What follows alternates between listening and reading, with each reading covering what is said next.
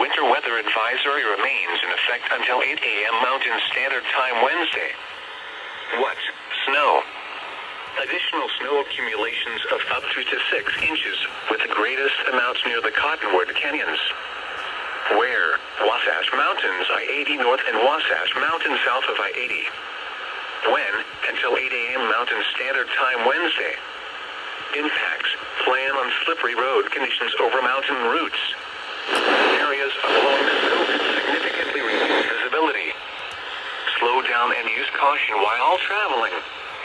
For graphical depictions of the snowfall forecast, including official National Weather Service forecast, high-end amount, and low-end amount, visit weather.gov/Salt Lake City/winter.